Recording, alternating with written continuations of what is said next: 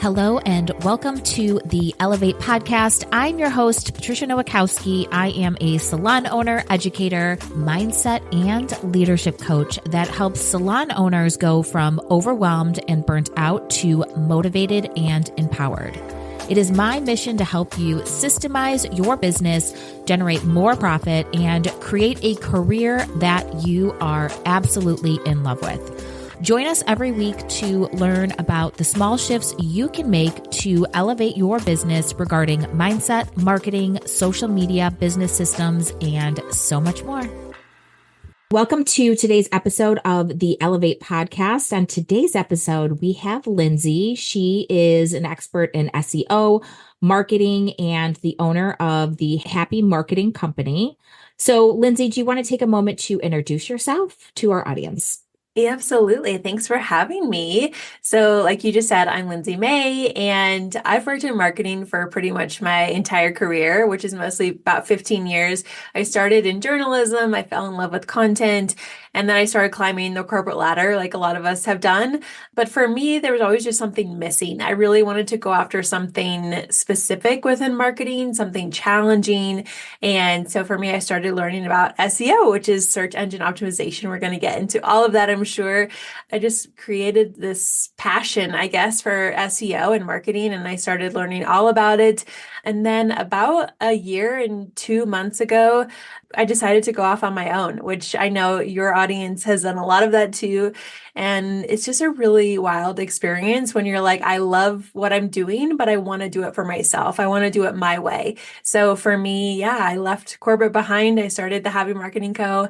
And now I just offer SEO, website design, and I'm a podcast host as well. But I just love sharing and educating about SEO in particular because I feel like not a lot of people talk about it. Not a lot of people know what it is, but it does help business owners so much. And it does help with your marketing so much that, it's fun for me to talk about. It's not a super sexy topic, but I'm going to make it fun and break it down.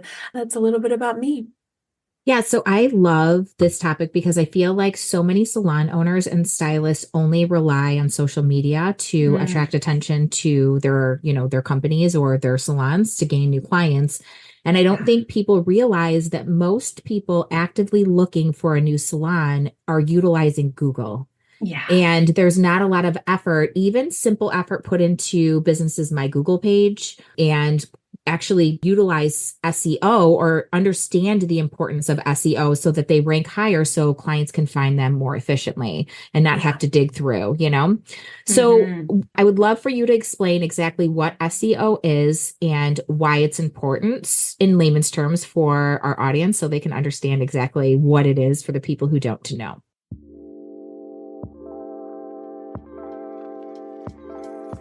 If you've been feeling overwhelmed and overworked from owning your salon, you're not alone. If you're like many salon owners, you wanted to build a salon that makes you feel fulfilled, passionate, and something that brings you freedom and flexibility into your life. But you ended up being exhausted from taking on all your business tasks alone. It doesn't have to be this way. It's time for change. The Elevated Salon Owner Collective will help you do just that. You'll automate your salon, implement solid business systems, transform your salon culture, and take charge of your online presence to regain freedom back into your business. I'd love for you to experience the freedom and fulfillment that you've desired when you decided to create your business. To learn more, visit opulentbeautypro.com/elevate or click the link in the show notes.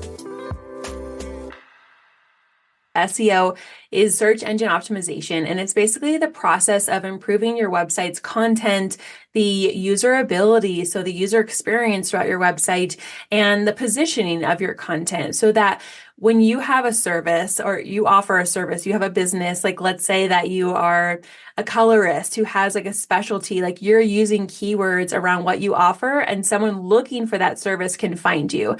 And I think what a lot of people think is like, let's make it as broad as possible, like hairstylist in Denver or hairstylist in Nashville, but like we want to target exactly what your niche is, what your specialty is. And that's the power of SEO.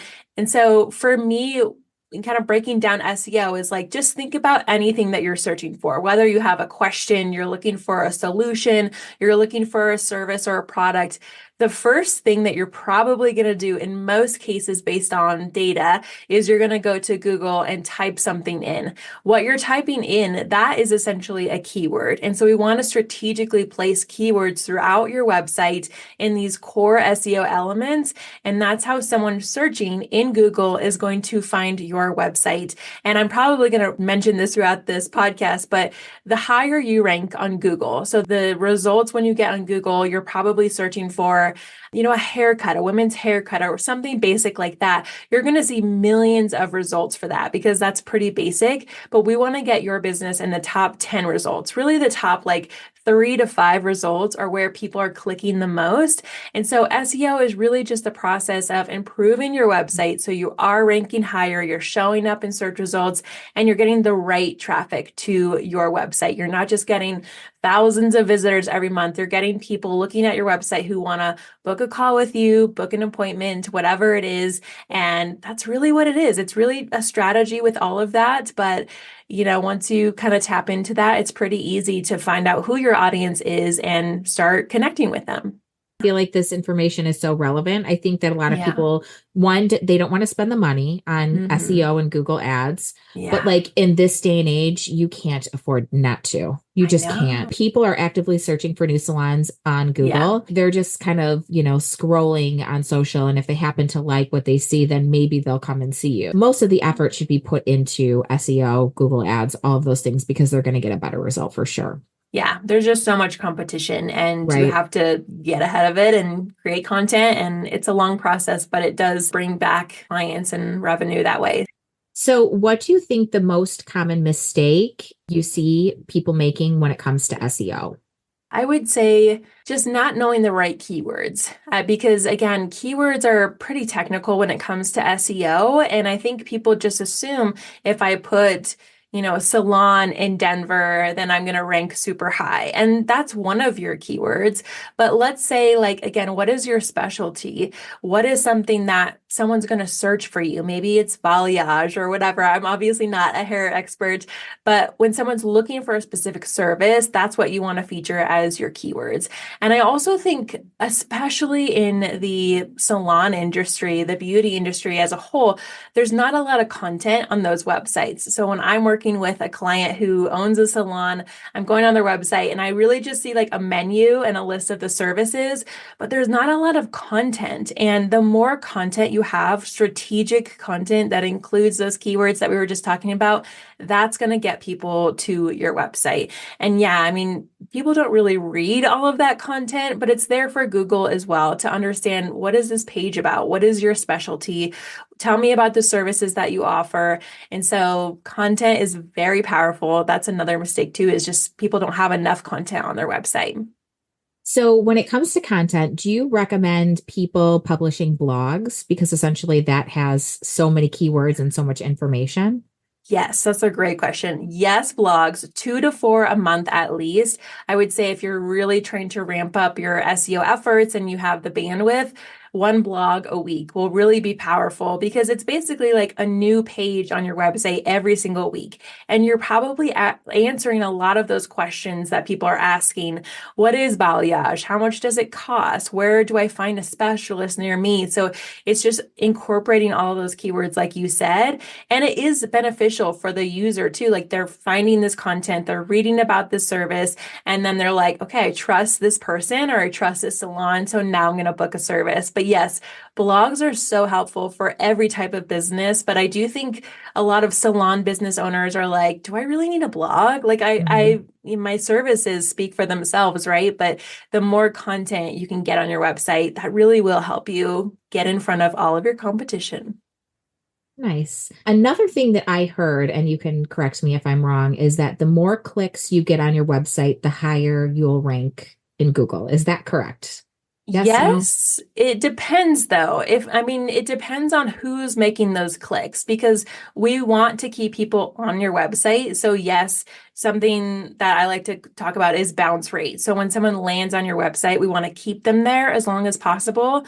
But if they're clicking around and not really taking an action, not even purchasing products that you might have on your website or booking an appointment or going to your booking page, whatever it is, then that's going to be kind of marked as, well, they're not interested anymore. So yes, clicks are good, but we want them to go somewhere. We want them to lead to an actual conversion, not just clicking around randomly. Because let's say that your competitor is looking through your website and they're the ones clicking all your buttons, but then they're not taking action, then your data is going to be really skewed and you're not going to know, do people find my website interesting? Are they getting enough information before they book? So there's a lot of data to look at, but you want to see clicks. You also just want to know that they're, valuable, they're intentional clicks, and they're the right people clicking your buttons. Yeah, because I think a lot of people will have a website and then they have a different site for their booking, right? Yeah. So they'll, instead of putting the website and have a link embedded in the website for their booking system, they'll just link the booking system. So I've always told people to put your booking system link on the website. So that way they go to your website first, they look around, and then they can click to book. So I'm correct with that information. I'm giving right information. Okay, good. Yes, you want to get as much traffic or as many views on your website as possible. So the more that you can refer people to your website, as long as they don't have like a lot of steps to take to book an appointment, like if you send them to a page that maybe it's an FAQs page or maybe it's a menu page, but you have some content there and then they can click and book from that page. You just don't want them to like jump through a lot of hoops because you could lose them. But yeah, you're right. You want them to get on your website. Okay, cool. I know we've already given like so many great tips so far with the blog and website clicks, but what is one thing our listeners can do today to improve their SEO? Like, what would you recommend? Like one good tip? Yeah, I would start by just auditing your website. I mean, that's probably a complex tip, but I would get familiar with what does the content look like on your website? Do you have a lot of content? Are your links broken? And this is something that I do with my clients all the time, but you can literally just go onto your website and kind of just pretend like you're your ideal customer. Does someone know what you do?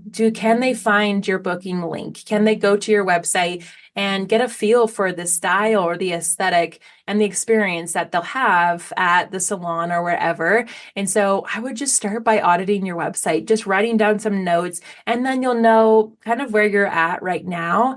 I would say that's a starting point, obviously, but it's also good to look at your data. Whatever website you have, whether it's a Squarespace, a WordPress, a Wix, anything like that, look at your data and kind of get a feel for what's going on in there. But to improve your SEO, I would say, yeah, I mean, starting with an audit is going to be good because once you get people to the site, they can actually convert. But I would say content. If you're going to take one tip away from this, how can we add more content to your website and make it more intentional with some of those keywords that we're talking about? And obviously, there's a lot of steps with SEO, but if you start with your content, then you can start, building out these user journeys. You can start talking more about your salon. You can get the right people to your website, start showcasing your services in a better way. So if it's one tip, content, if you're like, I'm ready to really get started, start auditing your website, and then you'll at least know where to add that content to. Okay, great. I would love for you to share like your best success story, like maybe working with one of your clients or, success you've seen in your own business from the way that you do SEO and how you help people. So I have a client who owns a business. She does sound baths and sound healing and also yoga. And she wasn't showing up on Google at all. Like when she would Google her business name or even the area that she lived in, yoga classes in this area, she was just not showing up. And I feel like that's a pretty common problem with business owners. They just want to see themselves on Google. They want to see themselves higher than their competition. So she came in and we did a website makeover. Basically, I audited everything and I was like, here are the issues. You don't have a lot of content. You don't have a lot of keywords.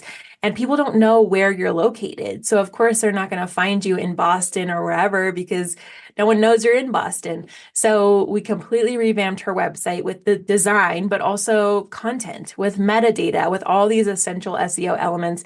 And she like the day after we finished, she started Googling herself. And I was like, don't do that yet. It's going to take a little bit of time.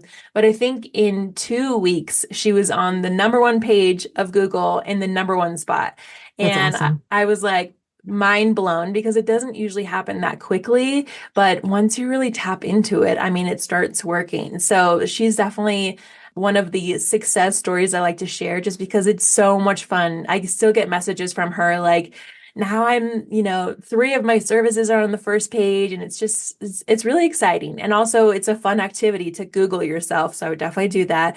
But it works when you figure out what's broken and how to fix it. And it is really fun to watch. So, what is the most underutilized feature that people are not using on their Google business tool? I would say being present. I think a lot of times people create a profile and they just think, oh, I'll put my address there and my phone number and my website. But there's a lot more you can do on your Google business account. I would say post there, look at your reviews, respond to them, be active on this account. And that'll also just signify to Google that you're a relevant business, that you're active. And so I think, sometimes again, people just think that they don't need to do anything with it, but pretend like it's a social media channel where you can interact with people there, make sure that your information is still valid. You just have to be present. You just have to give it a little bit of time, and not that you have to go in there every single day, like Instagram. A lot of us do on Instagram, but I would say like maybe once a week, just kind of check how things are going, look at your profile, look at your reviews, and just be as active as possible. And you'll see a better return. You'll get more phone calls, you'll get more leads to your website. Because you talked about reviews, I feel like this is also underutilized. People don't understand the impact that reviews can have on your SEO and on your My Google page. I don't even know if it's called My Google page. I know they like switch things. Yes. What is your opinion on reviews, and how much effort should people be putting into this area? Yeah, reviews, especially for service providers, especially within the salon industry, are huge. And it's tricky because you're not going to make everyone happy. I think obviously there's very skilled people who are doing these incredible services and they have a lot of great clients, but you're not always going to have clients who are happy. And that's probably not because of you. It's probably because of them. But I would say like responding as quickly as you can is really going to help you. Reviews are just so important because even though you're the one seeing them, also think about how many hundreds and thousands of people are also seeing these reviews. So I would just make sure you're up to date, responding to them on your Google business account. If anything needs to be flagged, if you're like, this lady was just mad at me for no reason, but I did the service she asked for, then there are ways to do that. You can kind of flag that review and kind of put it through that process. I would also say, like, if there's a way to connect that to your website, do that. Otherwise, screenshot your reviews, put them on your website so that people can see them everywhere you're at, share them on your social media. And I think that just brings a level of humanism onto everything that you're doing, all the channels that you're posting, because people get to see, number one, your work. And if you can have photos and reviews or kind of match them with a review or a testimonial, then people imagine themselves in your chair. They imagine themselves getting that service as well. So I would I would utilize those reviews as much as possible.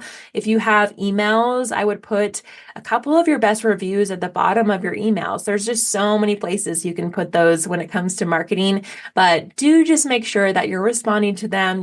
You're keeping an eye on them, set up a notification so that you can see them quickly, because the faster that you can respond to them, the better it's going to be, whether it's a good review or a bad review. But definitely stay on top of that because those are very important. I definitely think that reviews build trust, obviously because it's outside people, sharing their experience with and about your business. So I think they're so great. And I feel like our girls have been utilizing reviews to build their own business inside of our salons, like asking for a review instead of a tip, like declining the tip and being like, instead of a tip, I would really appreciate if you left a review.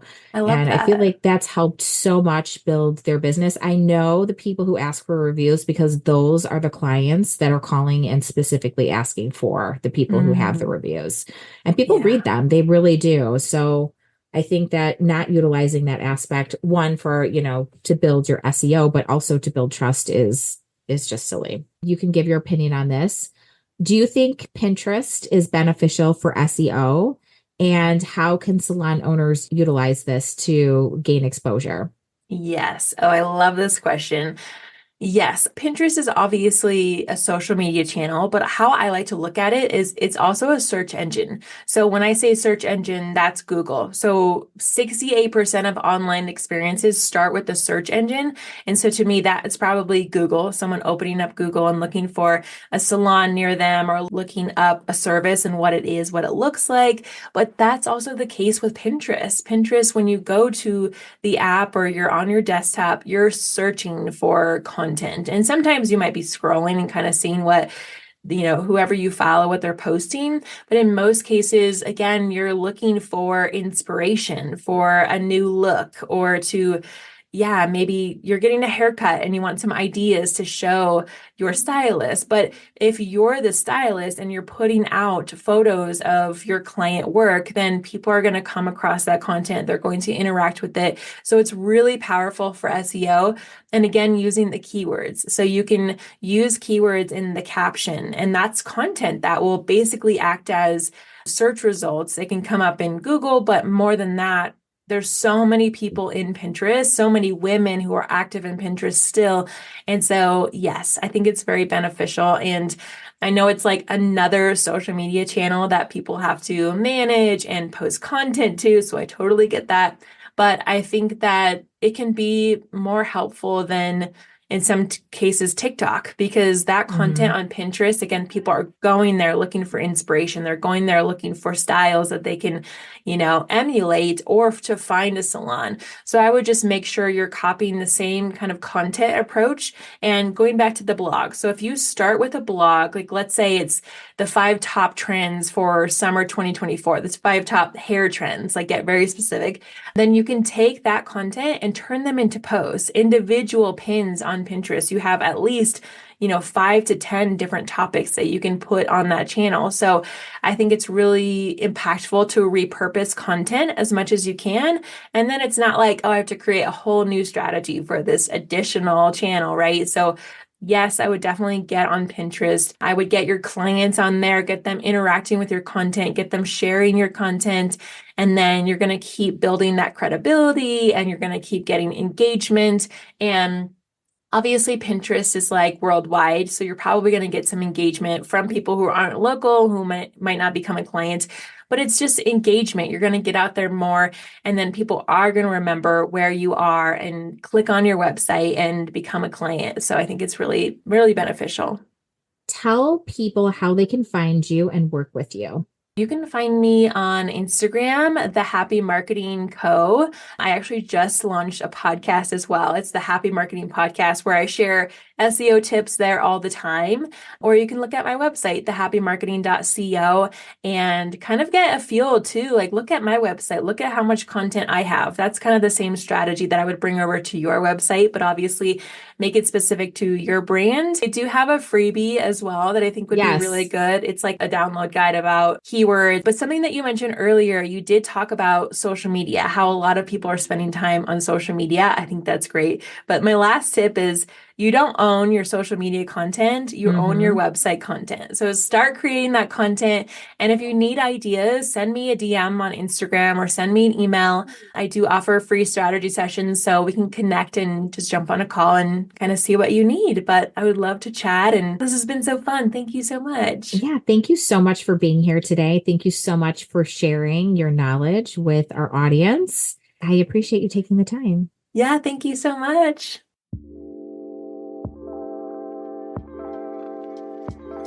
Thanks for tuning in to the Elevate podcast. If you loved this episode, it would mean the world to me if you would leave a review on Apple Podcast or wherever you listen. The Elevate podcast is hosted by me, Patricia Nowakowski, and is produced by Opulent Beauty Pro. To receive my free business guides, visit opulentbeautypro.com/free or click the link in the show notes. You can find me on Instagram at Opulent Beauty Pro or at Patricia_Nowakowski _Nowakowski_OBS. If you love this show, please consider subscribing, and we will see you next week.